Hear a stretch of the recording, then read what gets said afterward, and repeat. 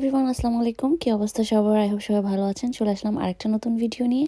তো বেসিক্যালি আমি রেডি হয়েছি অ্যান্ড এই যে বের হয়ে গিয়েছি অলরেডি। আমরা গিয়েছিলাম মায়াল্যান্ডে ফ্রুট ফেস্টিভ্যাল হচ্ছে সেখানে। আসলে প্ল্যান ছিল না, হঠাৎ করে ফারজানা ফোন দিল।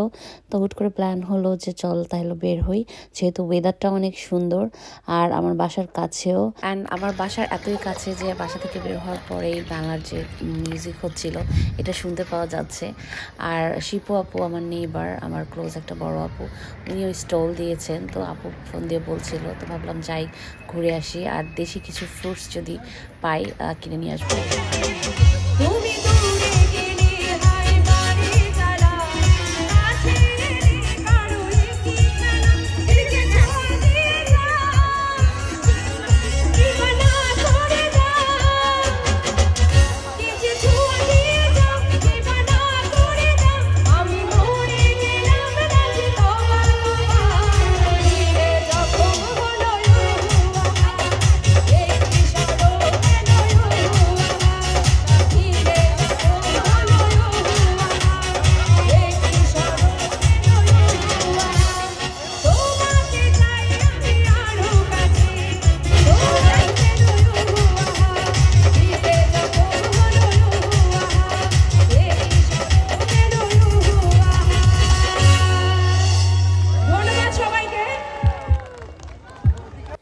তো এই হলো শিপু আপু, উনি অনেক সুন্দর গান গায়। তো গান শেষ করে আপুর স্টলে চলে এসছে। কথাই বলে না যে রাত এসে চুলো বাঁধে, এরকম একটা অবস্থা। সো আপুর এই ঝালমুড়িটা অনেক মজা ছিল। তো আমি আর ফারজানা ঝালমুড়িটা ট্রাই করেছি, খুবই খুবই মজা লেগেছে এটা আমার কাছে।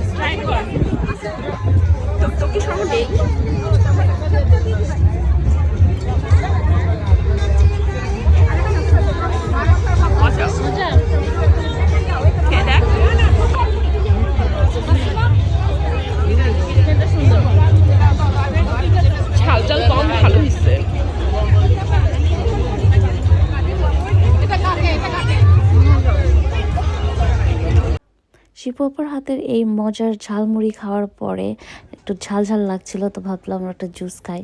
তো পাশের শপে ছিল হলো সুগার ক্যান জুস বা আখের রস, 5 পাউন্ড পার গ্লাস ছিল। এটা ওরা আইস দিয়ে দেয়, খুবই রিফ্রেশিং অ্যান্ড মজার ছিল। অ্যান্ড শিপু আপু আমাদেরকে আম ভর্তা দিয়ে দিয়েছে, যেটা সে বাসা থেকে করে এনেছে। অ্যান্ড সাথে আমরা চিতই পিঠা নিয়েছিলাম, সাথে ছিল হচ্ছে ধনিয়া পাতার ভর্তা। ভর্তাটা অনেক মজা ছিল। মেলায় অনেক ক্রাউডেড অ্যান্ড গরম থাকার কারণে আমরা এই স্টেডিয়ামের গ্যালারিতে এসে বসেছিলাম আর আমাদের ফুডগুলো এনজয় করেছিলাম। যেহেতু এটা ফুড ফেস্টিভ্যাল, ম্যাক্সিমামই স্টলের লোকজন বেশি ছিল, কারণ সেরকম স্টেজ বা প্রোগ্রাম আসলে দেখার মতো কিছু ছিল না। তো আমরা এই যে বসে বসে আমাদের যে ফুডগুলো ছিল এনজয় করছিলাম, ছবি তুলছিলাম, একটু ভিডিও করছিলাম।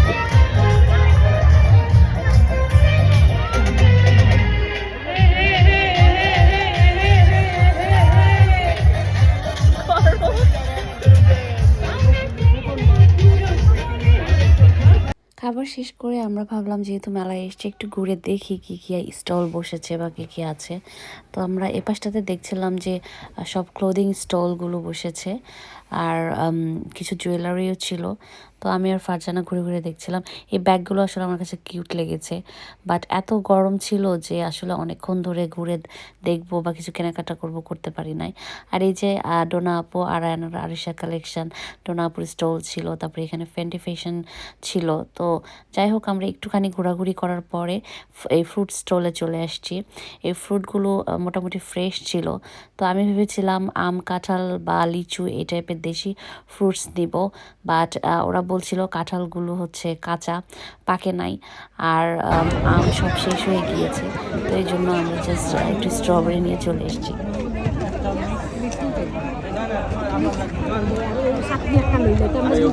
তো দেশি কোনো ফ্রুটস না পেয়ে মনের দুঃখে আমরা এই মিক্সড ফ্রুটসের চাটনি এটা নিয়ে চলে এসেছি। এখানে কিছু মিক্সড ফ্রুট চাটনি দেওয়া ছিল, ভালোই ছিল খেতে। অ্যান্ড এই ফুচকাটা সবচেয়ে মজা ছিল, বিলেতি ফুচকা হাউস ওর সামথিং নাম ছিল এটাতে। সবাই কিউ দিয়ে দেখছিলাম ফুচকা নিতেছে।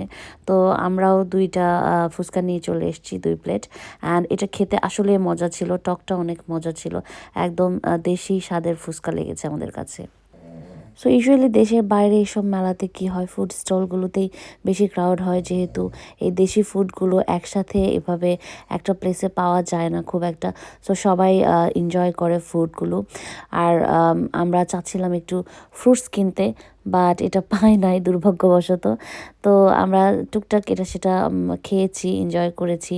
অ্যান্ড এখানে বসে আমরা ছিলাম ম্যাক্সিমাম টাইম, যেহেতু ওরকম প্রোগ্রামে কিছু এনজয় করার মতো ছিল না।